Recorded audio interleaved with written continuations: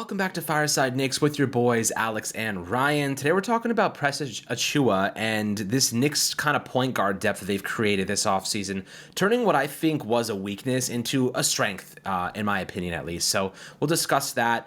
Achiuwa, should the Knicks be re-signing him? What would a contract possibly look like? They declined his $6.3 million qualifying offer, which would have allowed other teams to come in and match that. But I don't think they view him as that expensive. I think they think he's a little bit cheaper, which is why they declined it. Apparently, opposing, contending teams have been, talking to Achiuwa about potentially signing him. The Knicks do want him back, but I think it's about the right price point at this point. Achiuwa was solid for this Knicks team after they acquired him from the Toronto Raptors. Solid defensive player, had a couple big moments in the postseason, stepped in and filled a role, displayed effort. There were times where he just didn't look like, he was inconsistent, but otherwise, for a depth player that can, double as a power forward and center, I think Achiuwa was a pretty solid piece, and I think that he's an asset, especially because we have no depth behind Julius Randle. If you lose him, I guess you move OG into his spot. There really is nobody to replace Julius Randle. He's kind of a unique player in that way, and that he rebounds at an elite level, but also can score the way he does. He can even pass. Occasionally has a couple of nice assists. So, I do think that Achiuwa is a nice piece to have, and just in terms of having that depth, that power forward. But do you think the Knicks should be giving him a deal? Maybe you could say maybe a 2-year deal at $10 million. I don't know if that's realistic. $5 million per season. I get the sense they didn't want to pay him 6.3 on the qualifying offer, so maybe they want to give him a little bit less than that. What are your thoughts on Precious Achiuwa? Do you think that he would be a good, fit for this Knicks team and offer some solid depth? Yeah, I think Precious Achiuwa, look, he played a really strong role with the Knicks last season, and look, I'm not trying to sit here and say he's, either A, difference maker, or B, a bum or whatever, but, he's a solid player. He's a decent role player. Do I trust him to be my primary backup big?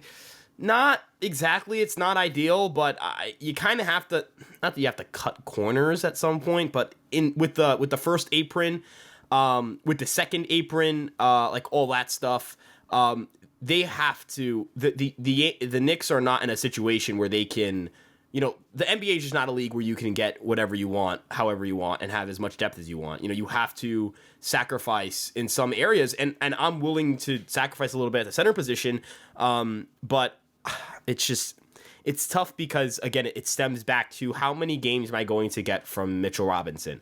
The answer to that question isn't a certainty, and you can't confidently say you're going to get enough games where you don't, where you're not going to spend half your season with a backup big.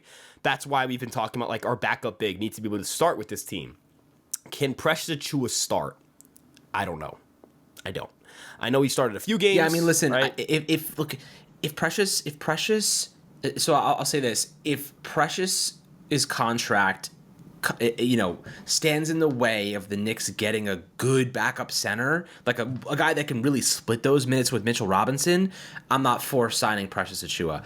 But because I don't see him as the backup center, I see him as more of a power forward. He doesn't have that physicality, he doesn't have that defense, doesn't have that big man kind of frame to be a quality backup center. I think he is better as a power forward, better as, he can be that reserve, but I don't really want to see Precious playing starting minutes for the Knicks if Mitchell goes down. You know what I mean? That's not the guy I want on the floor if he does happen to go down. And I don't want to move Julius Randle into the center position. I don't think that's where he should be. I think that's not what the Knicks game plan should be. They need to have a quality backup. And I don't want to see Jericho Sims either, right? I don't want to see him starting minutes. So, right now, from a Precious Achiuwa standpoint, great depth piece. But if he's going to be splitting minutes with Mitch, and if Mitch gets hurt, which is, at this point probable based on his injury history, I don't think that he's a viable starting option for this Knicks team. I think he's a fine reserve piece. He's a fine rotational piece. He's a fine injury supplement. But, he's a good depth option. I just don't think he's a starting option. So, if you think that, do you think that Precious's contract, which could end up being a compromising factor in signing or acquiring a center, a quality center with some money on the books, are you still willing to bring in a Precious Achiuwa if that compromises your ability to find that other guy? Yes, because if it's I don't think they're gonna do it. I don't think they're gonna do it if they know something's still on the table. The fact they haven't brought back Precious Achiuwa, I think that tells you that they are still mulling over their options. I'd rather have Achiuwa than nothing. I think that's right. Like, you'd rather have press Achiuwa than nobody. I guess you could run lineups where you throw Jericho Sims out there. It wouldn't be pretty. It really wouldn't. Like, it would not be pretty. I hope Sims takes a step forward, but like based off of last year's production, it's not great. It's interesting though, because Sims took kind of what I felt like a step back. I don't think Jericho Sims was that bad his rookie year. He just didn't take a step forward, which I find interesting. The Knicks have done a really good job of kind of like Tibbs is the center whisperer. And it just didn't happen this year. Like it's kind of just been a slow decline, and it's weird. He's been going in the wrong direction. And that's concerning. So, he can rebound, that's great, but he can't really do much else, especially on the defensive side of the ball. Maybe the Knicks kind of pull something out of their ass, for lack of better terms, and find some guy on a minimum deal who can play center for them, and they get more value out of them. But it's so tough. It's tough. Like Precious Achiuwa, it's just the size, right? Like it's not even like, it's not the fact that he's not.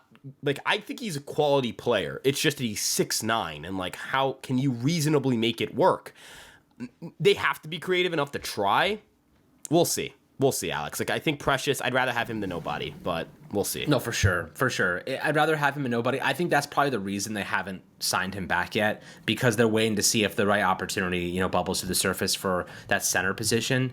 I think he may be like a last resort for this front office at the moment, and maybe you look to the trade deadline to get a center at the midway point. You could probably go and get like a Clint Capella for pennies on the dollar if you wait until the trade deadline. Also, make sure he's healthy when that time does come around. So, there is options like that to consider in terms of just being patient, waiting, and then let the opportunity come to you.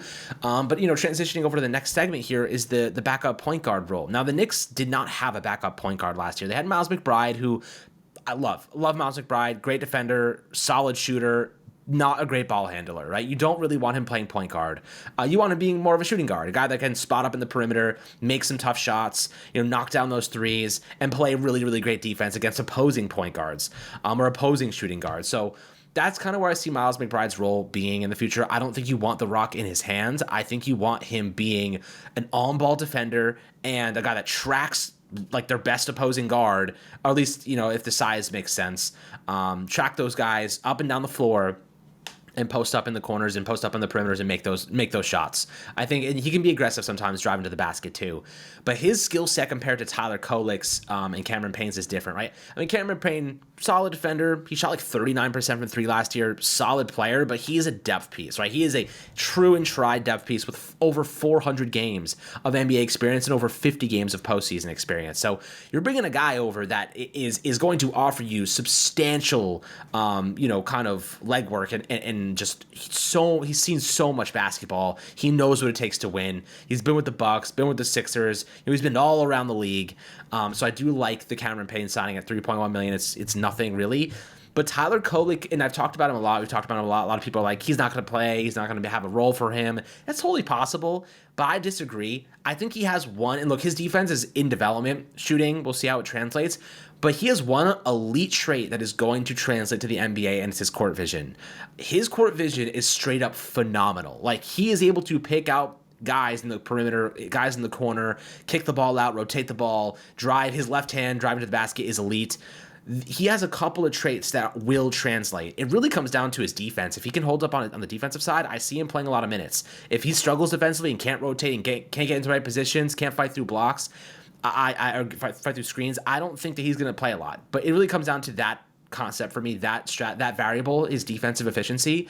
But when it comes to his passing, having a guy behind Jalen Brunson that can step on the floor and immediately provide playmaking, attacking sequences is essential. The Knicks can't go another season with the way they leaned on Brunson, especially during the playoffs. Think about, when Halliburton was hurting, TJ McConnell came in and wreaked havoc on us, right? He just couldn't do it against the Celtics because the Celtics are way too good defensively. But having a guy that can step in, and what makes TJ McConnell so good is that he's also a pest on defense, right? If Tyler Kolik can get like kind of pesty on defense and pass the ball efficiently, make some tough shots, he's going to be an asset for this team. Now, he had a first round grade. This is a second round pick, but the Knicks wanted him in the first round. They got lucky enough to trade up and get him in the second. Ryan, what are you feeling now about this backup point guard position? I think Cameron Payne does get a lot of minutes. I think Kolek has to earn his role and play solid defense to fight his way onto this into this rotation. What do you think Miles McBride his role is in this equation as well? I do think this is a lot better than what we've seen in the past. Yeah, their depth there is a lot better. I will say this too. You mentioned Deuce McBride. Like, I don't think we have a problem with Deuce McBride, the player. Like, it's not like he's like there's no like, not that he's a perfect player, but it's not like there's a fundamental thing that he does that kills this team. There's not like he's a great player. I think he's a great role player. But where does it fit on a team that has a lot of where does it fit on a team that A, needs a backup point guard, and B, like in a sport where your role matters just as much as your talent, right? I know I've seen people say, oh, who cares like what Deuce McBride's role is? Like, who cares if the Knicks need a backup point guard? He's better than Tyler Kolek. Well, it does matter, right? Like it does, that kind of thing does matter. It really does. It does matter what your playmaking looks like. It does matter who's handling the rock, because it can affect your shot creation. It can affect your ability to score. It can affect your ability to generate points. It can affect the flow of your offense.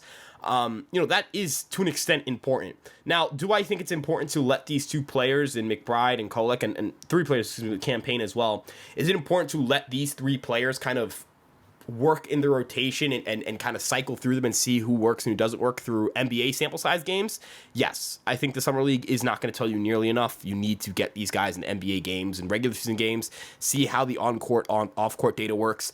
I'm not saying the Knicks are going to tank the first half of the year, but like they were like 500 before they traded for Anunoby and ended up as the second seed. I'm not saying that's you're like throwing away games early on, but you're experimenting with your rotation. Every team's experimenting with their rotations early on. The Knicks, like McBride wasn't a big part of this team until after the Anunoby deal, right? So, you find out a lot about a team and a lot about their players, and guys are going to get worse that you don't think we're going to get worse. Guys are going to get better that you didn't think were going to get better. Did you expect Quentin Grimes to not start after? Like, if I told you at the beginning of last year, not only will Quentin Grimes not start on this team, but he will get traded for basically peanuts, I think everyone would be like, what the hell are you talking about? He took such a big leap, this, and that. And I was a big Quentin Grimes guy. I was stunned by his lack of performance. That kind of thing happens in the NBA. It does. Like, it's like in any sport. Guys get better who shouldn't get better. Guys who get worse who shouldn't get worse. In theory, of course. On paper, all that stuff.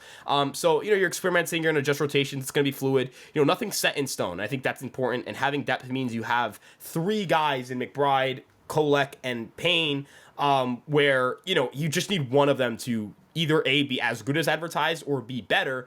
And the other two can kind of just be either one of them can be as expected, the other could be worse, and you're going to end up with actually really good guard depth. So it's just really intelligent, very smart flyers to take on players who have a lot of upside.